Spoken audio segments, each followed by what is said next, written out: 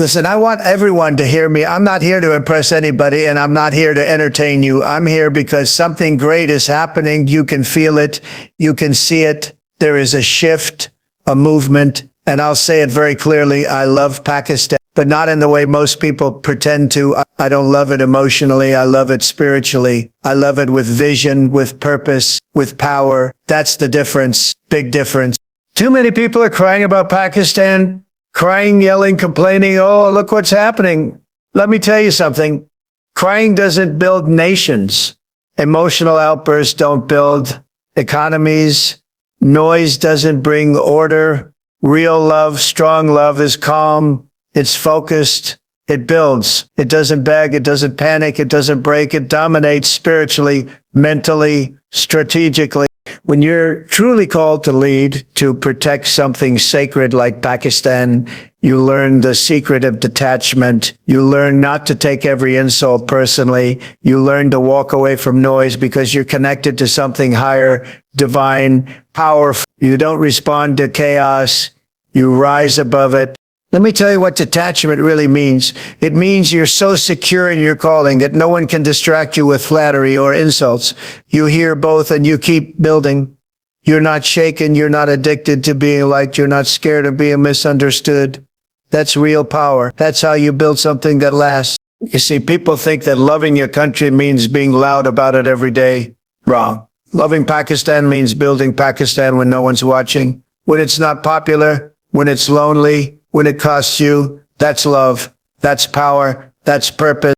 I've seen it. The ones who truly change a nation, they're not screaming all over the place. They're disciplined, quiet, focused, spiritually awake. They don't need to be seen. They need to win. And they win because they're not tied to emotions. They're tied to destiny, purpose, the mission. And let me tell you something else. When you're emotionally attached to the ups and downs, you become reactive. You say the wrong things. You make bad deals, you panic. But when you're spiritually detached, when you're locked in with truth, you become unshakable. They can't manipulate you. They can't bait you. They can't move you. People ask me, how do you stay so strong? It's simple. I don't get pulled into emotional games. I see the bigger picture. I stay with the mission. I stay with the calling. And if you're going to lead Pakistan into greatness, you're going to have to let go of your need to be emotional all the time, because emotion fades. But purpose stays. You can't be a servant of destiny and a slave to emotions at the same time. Pick one. You either rise with power or you sink with feelings. This is what separates the builders from the blamers, the warriors from the warriors, the doers from the doubters. Pakistan needs warriors. It's not warriors, not weepers, not people who fall apart every time something bad happens. Warriors, leaders, people who are grounded, confident, and spiritually immune to chaos. And here's the truth. If you truly love Pakistan, then you'll stop crying over its past and start building its future. You'll detach from the noise, the gossip, the drama, and you'll focus on the blueprint. You'll rise above the emotion and rise into excellence. Because when the world sees a man or woman who cannot be moved emotionally, they see someone who has tapped into the divine. They see someone chosen. And chosen people build chosen nations. So yes, I love Pakistan, not with weakness, not with noise. I love Pakistan with wisdom, with clarity, with spiritual fire. And that kind of love doesn't bend, it builds, it wins every single time. True love for a nation is not emotional, it is spiritual. This is something very few people understand. Most confuse emotional attachment with genuine lasting love. They think that yelling slogans, crying during national songs, or getting angry at criticism is what proves patriotism. But that's surface level, that's reactive, that's temporary. Emotional love is loud but shallow. It rises fast and falls faster. One disappointment, one betrayal, one challenge, and it collapses. But spiritual love, now that's something else entirely. That's unshakable. That's rooted in something eternal. It doesn't come and go. It doesn't depend on how things look today or tomorrow. It sees beyond the mess and into the meaning. When love is spiritual, it's based on purpose, not moods. You don't love your country because everything is going right. You love it because you were born for it. You were assigned to it. Your spirit was planted in its soil for a reason. Spiritual love sees the divine purpose behind the flaws, the dysfunction, the struggle. It's patient. It's strategic. It doesn't just feel. It acts. It builds. It protects even when no one is watching, even when it hurts, even when it's not thanked. That's the kind of love that transforms nations. And this is why spiritual love is quiet. It doesn't need to be constantly performed. It's not about getting approval. It's not about proving anything to anyone. It knows what it is. It does the work. Emotional love wants to be seen. Spiritual love wants to be effective. And that's the difference. That's what builds legacy. That's what sustains leadership. Real leaders, those who rise above noise and chaos, they love their country from the soul, not from sentiment. Emotion ties you to outcomes. If things don't go your way, you fall apart. You get bitter, you blame. But spiritual love, it stays the course. It keeps building. It keeps believing, because it's not here for what the country gives. It's here to give to the country, to heal it, to serve it, to lift it up, even if it takes decades, even if it looks impossible. That's strength. That's destiny. And make no mistake, people who truly love their nation at a spiritual level are dangerous to mediocrity. They can't be bought. They can't be broken, because their love isn't emotional. It's eternal. They don't react to pressure. They rise in it. They don't fold under disappointment. They get clearer, sharper, stronger, because their love isn't rooted in feelings. It's rooted in calling. So when people say they love Pakistan, or any country for that matter, the question isn't how loudly they speak. It's how deeply they're willing to serve. Not emotionally, not conditionally, but spiritually. That's the kind of love that shakes kingdoms, that births revolutions, that writes history. Everything else is just noise. Detachment is not weakness. It is the highest level of confidence. The world doesn't teach this. In fact, most people have been conditioned to believe that if you don't react, if you don't get upset, if you don't show visible emotional attachment, then you don't care. That's false. That's low-level thinking. The strongest individuals are not the ones shouting the loudest or holding on the tightest. They're the ones who can walk away when it's necessary, the ones who don't beg to be understood, the ones who know who they are without needing constant validation. That's real power. That's what scares weak people, because when you're detached, you're free. And when you're free, you can't be controlled. Detachment doesn't mean you're cold or unloving. It doesn't mean you don't feel. It means you've mastered your feelings. You have them, but they don't have you. You are aware of what's going on around you, but your center remains unshaken. You respond with clarity, not panic, with intention, not impulse. This kind of detachment comes from confidence, confidence in your mission, confidence in your values, confidence in your identity. You don't need to prove yourself to anyone. You don't need to be dragged into every argument. You don't need to win every emotional battle, because you've already won within. The most dangerous people in the world, in the best sense, are those who are not desperate. They are calm, composed, and resolute. You can't tempt them. You can't threaten them. You can't guilt them into doing something that betrays their principles. That's what spiritual detachment does. It liberates you from the emotional traps that are designed to make you small. When others are losing their minds, you're thinking 3 steps ahead. When others are reacting, you're strategizing. That's not indifference. That's power. People often confuse detachment with arrogance or apathy. It's neither. It's presence. It's inner authority. It's the ability to remain grounded in purpose while the world tries to pull you in every direction. Most people live in a constant state of attachment, chasing approval, chasing outcomes, chasing relationships. That's slavery. True confidence doesn't chase it. It retracts, it stands still, and it draws things in through alignment, not desperation. And here's the truth. When you're attached to anything too tightly, outcomes, opinions, applause, you become fragile, you become emotionally unstable. But when you let go, when you relate go, when you release the need to cling, you become untouchable. You walk into rooms differently, you speak differently, you make decisions from a place of truth, not fear. That's what creates leaders. That's what creates legacy, not emotional chaos, but inner clarity. So no, detachment is not weakness. It is mastery. It is the final stage of confidence where nothing outside of you has the power to shake what's inside of you. When you reach that level, you don't need to control everything around you. You just control yourself, and that's more than enough. When you stop needing approval, you start leading with purpose.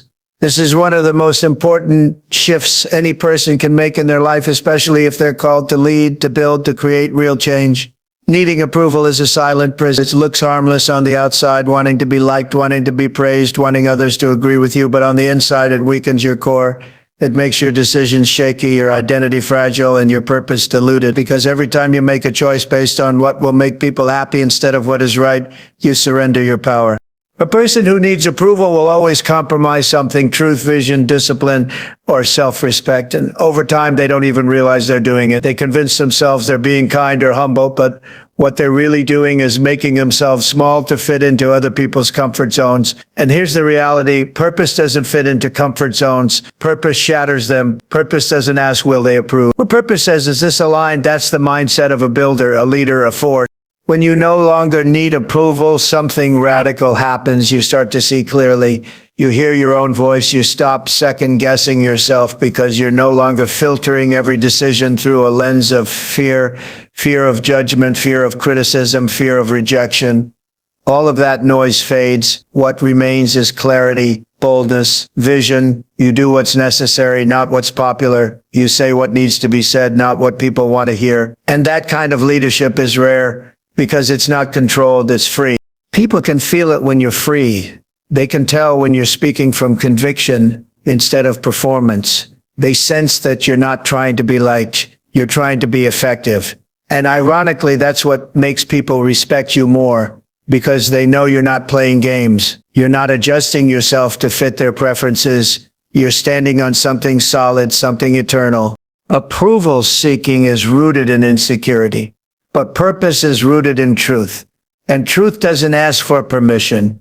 It stands, it moves, it builds, even when no one claps, even when no one understands. And eventually the same people who once doubted you, resisted you, criticized you, they start to follow you, because they realize you weren't chasing them. You were chasing something greater, something real. So if you're going to lead anything, your family, your community, your country, you have to break the addiction to approval. It's not harmless. It's deadly. It will rob you of your time, your focus, and your soul. But when you decide to let it go, when you stop needing the world to clap for you, that's when you step into divine power. That's when you lead not from fear, but from fire, not from weakness, but from wisdom, not from performance, but from purpose. And purpose never fails.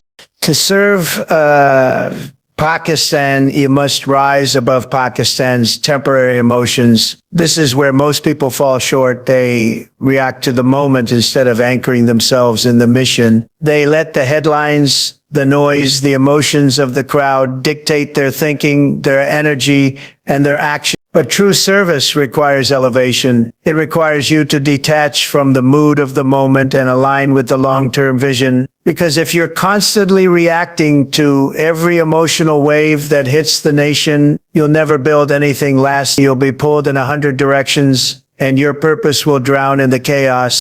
Pakistan is not a moment. Pakistan is not a feeling. Pakistan is not a hashtag. It is a sacred calling. It is a destiny, and to serve it well, you cannot be owned by its emotional fluctuations. You have to be able to look at pain without flinching. You have to be able to walk into storms without losing your center.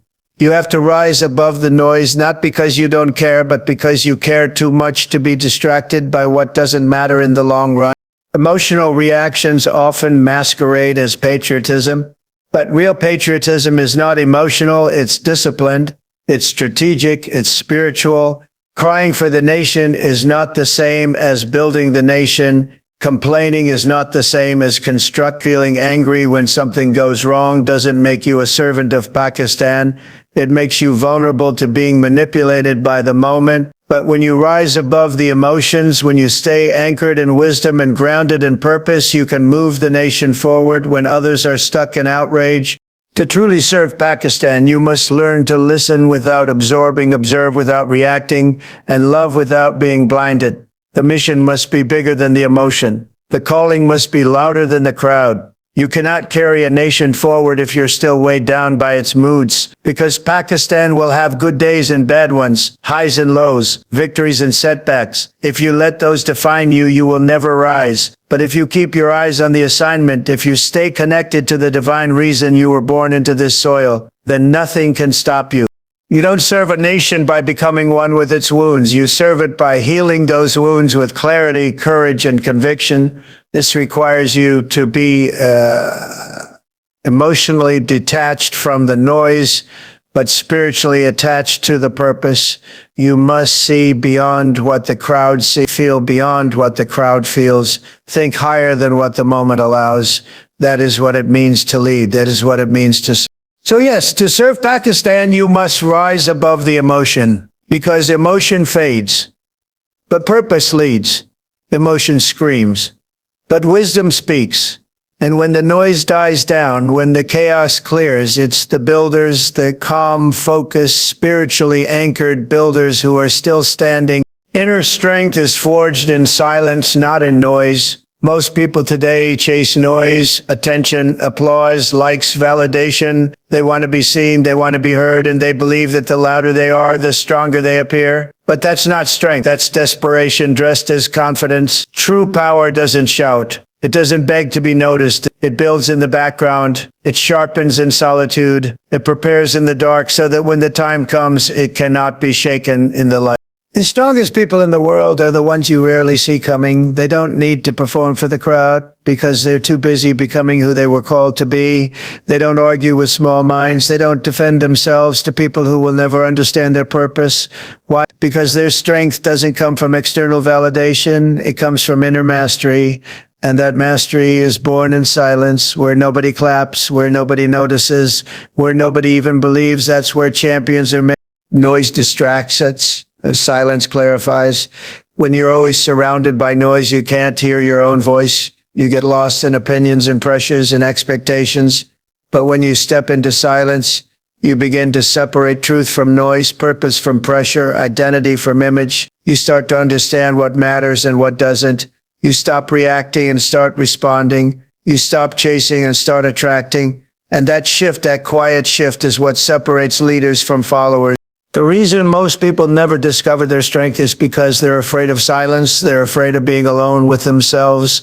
They're addicted to distraction, addicted to noise. But silence is not your enemy. Silence is your training ground. It's where you meet your weakness face to face, and you either run or rise. It's where your fears speak loudest, and where you learn to silence them with truth. It's where you break down everything false in you, so that what's real can finally rise. A strong person doesn't need to prove anything. They're not moved by insults or inflated by praise. They don't chase attention. They don't need permission. They don't need applause. They know who they are. And that knowing, solid, immovable, untouchable, was built in silence, in the unseen hours, in the quiet places where ego dies and purpose wakes up.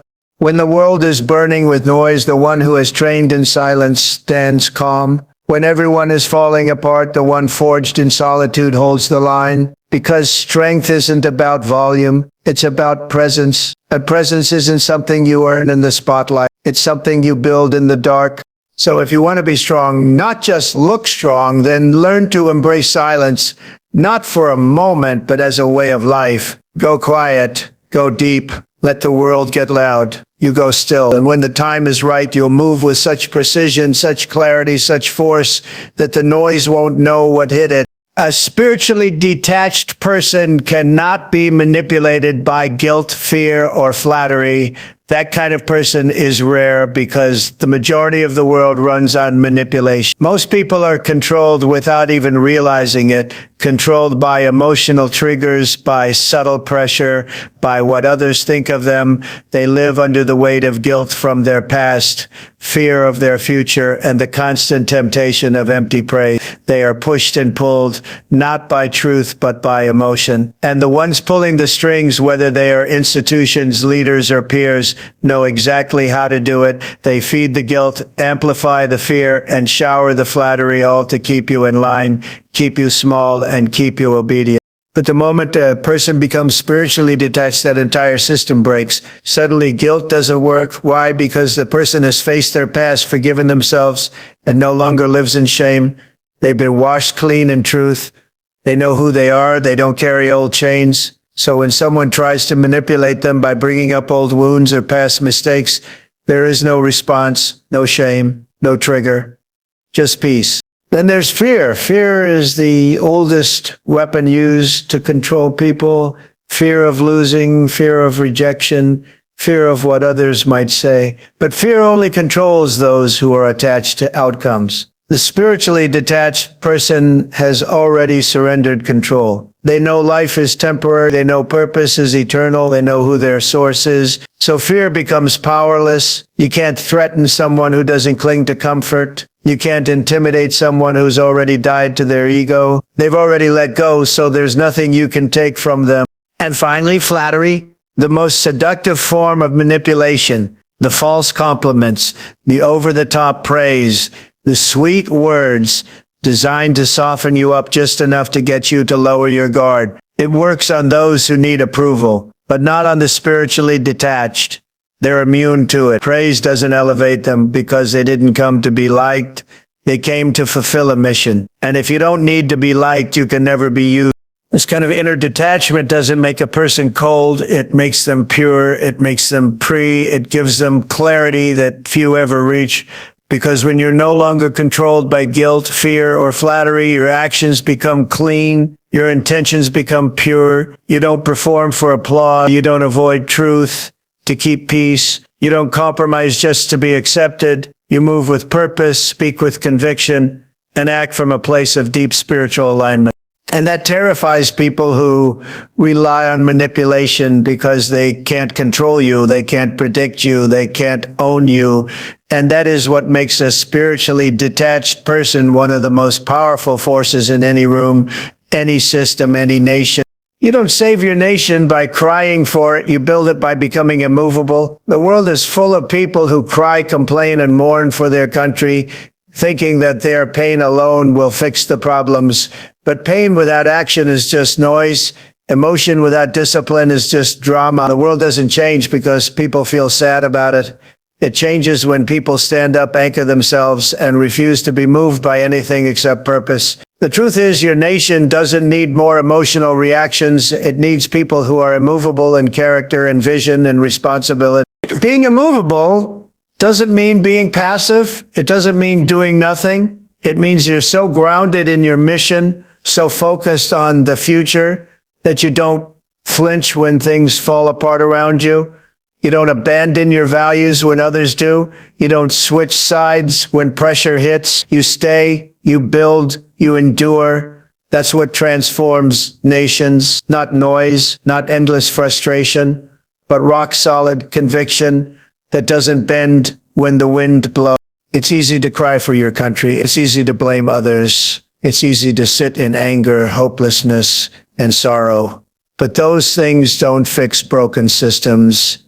They don't build schools. They don't raise the next generation. They don't bring justice. The people who change the course of history are the ones who dig in their heels, roll up their sleeves, and say, no matter what happens, I will not move from my post. That's strength. That's leadership. That's love at the highest level. Too many people mistake emotion for loyalty. They think that because they feel deeply, they're helping. But the truth is, emotional loyalty fades. Real loyalty is shown in perseverance. When everyone else gives up, you stay in the fight. When the vision is blurry, you keep building. When you are attacked, ignored, or misunderstood, you don't collapse. You grow stronger. Because your connection to your country is not based on how it treats you today. It's based on what you were born to contribute to it, no matter what the season looks like. To become immovable, you have to anchor yourself in something higher than emotion. Emotion is inconsistent. One day it inspires, the next day it betrays. But spiritual grounding, divine calling, personal discipline, these are eternal. When your identity is tied to purpose, not praise, no storm can knock you down. When your feet are planted in truth, no lie can shake you. When your heart is ruled by vision, not reaction, no chaos can distract you. The people who rebuild nations are not always the loudest. Often they are the most consistent.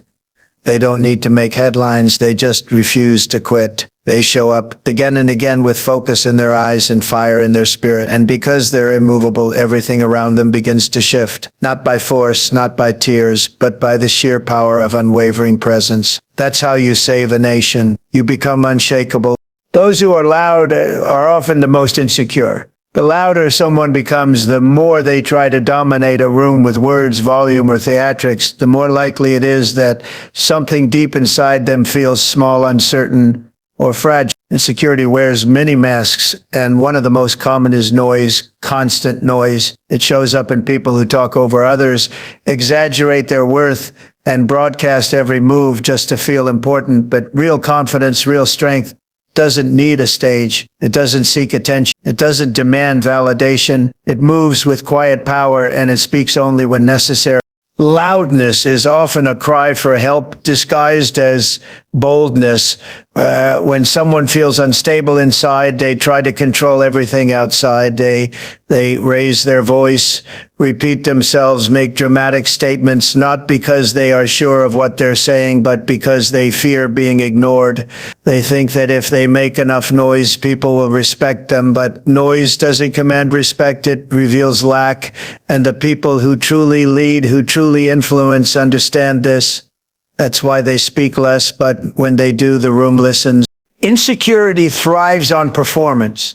It needs the approval of others to survive. So it constantly looks for ways to impress, to outshine, to be seen as strong. But the truly strong have nothing to prove.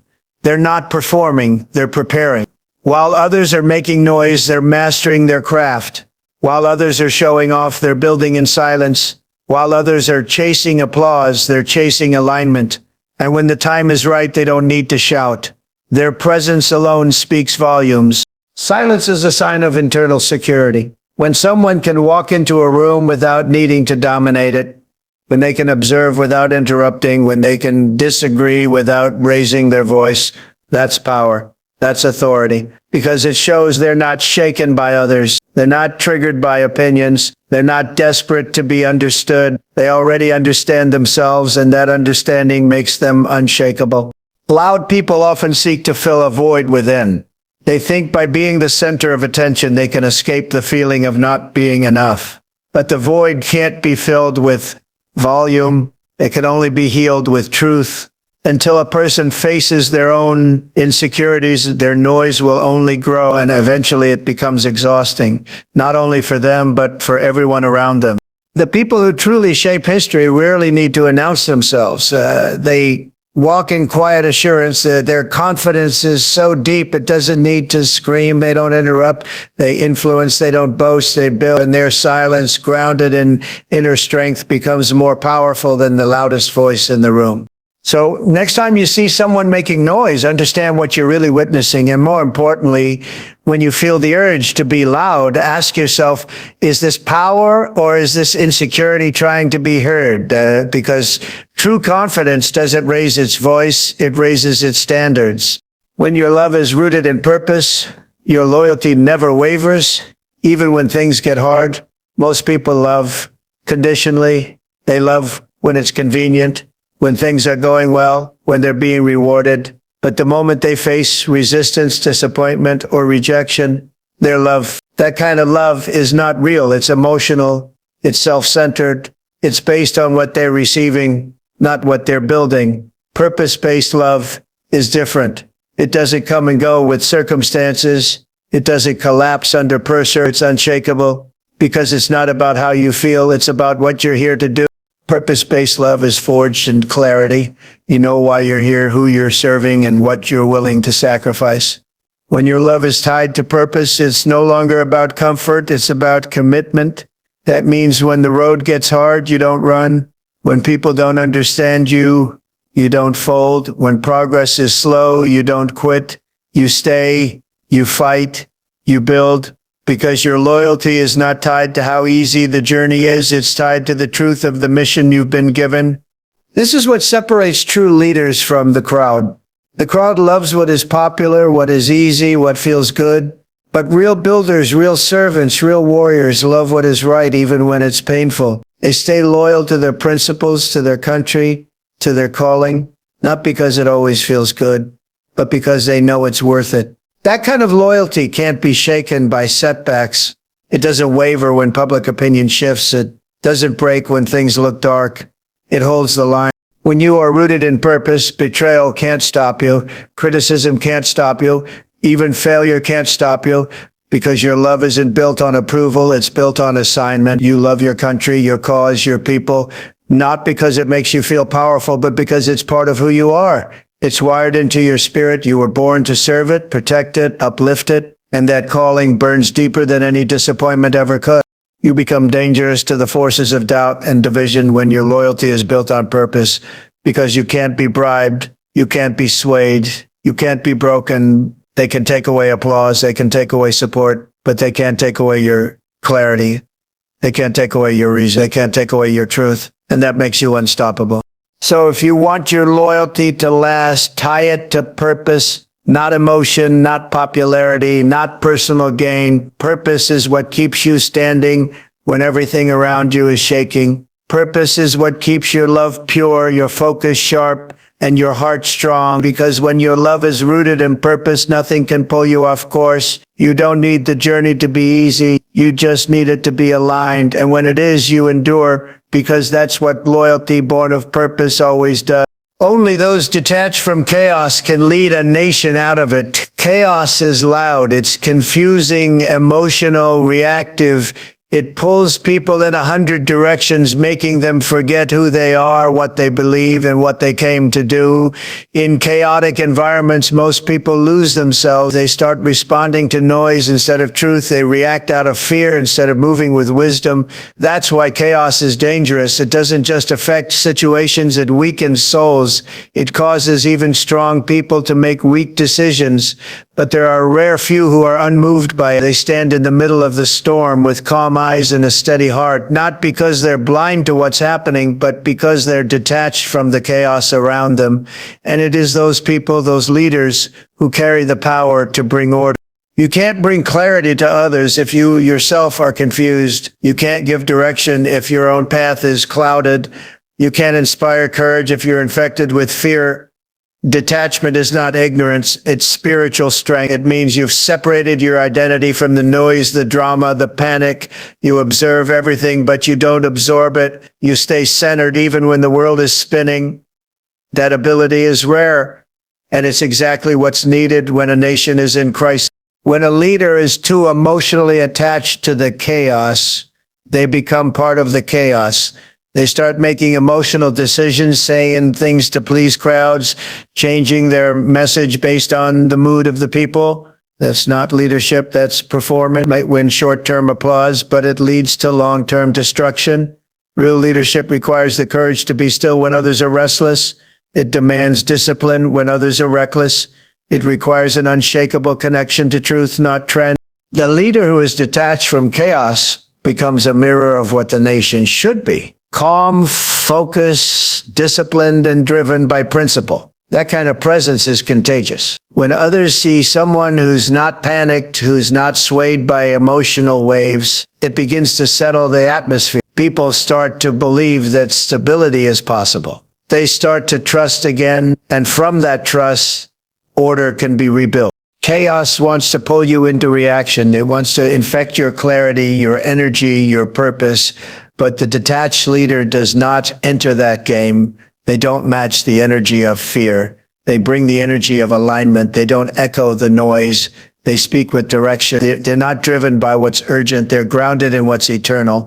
This is why only the detached can lead, because leadership isn't about matching emotion. It's about elevating above it. When you rise above chaos, you become the anchor.